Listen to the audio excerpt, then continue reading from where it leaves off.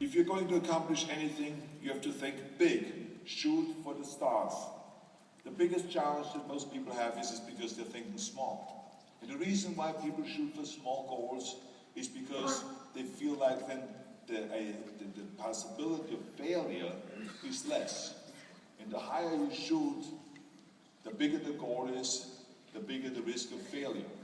But you know something? I never was afraid of failure. Because failure happens.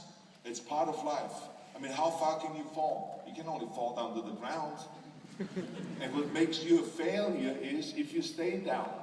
But if you get up, you're a winner. The most important thing is when you fail, you just get up, put yourself together again, and you march on. That's what makes you a winner. There's nothing wrong with failing. I never had any patience for small thinking, to tell you. In German, we have a saying, wenn schon, denn schon. Which basically means, if you do something, then go all out. Do it well. I didn't just want to be a bodybuilding champion, I wanted to be the greatest bodybuilder of all times. I want to have the most muscles of anyone of all times. The most definition. I wanted to win the most trophies, the most world championship titles.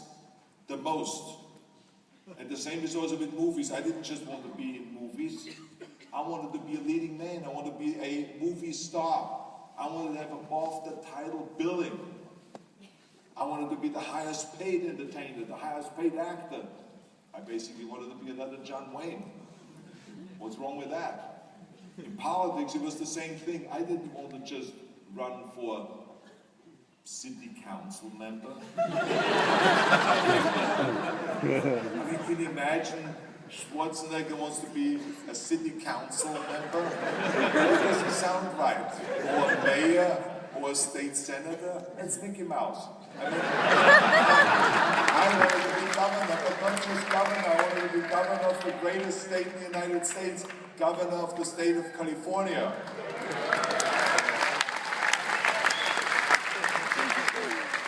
I mean, let me give you an example of thinking big. When I became governor, I wanted to rebuild California's ancient infrastructure. You see, America has been living off infrastructure that was built in the 50s and 60s. I mean, we haven't really invested in roads and in schools and in rail and in energy and all those kind of things.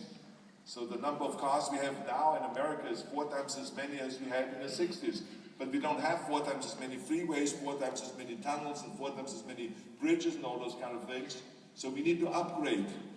So when I talked about infrastructure when I became governor, I didn't want to just fix roads or widen a few roads. I wanted to build massive freeways on top of our existing freeways.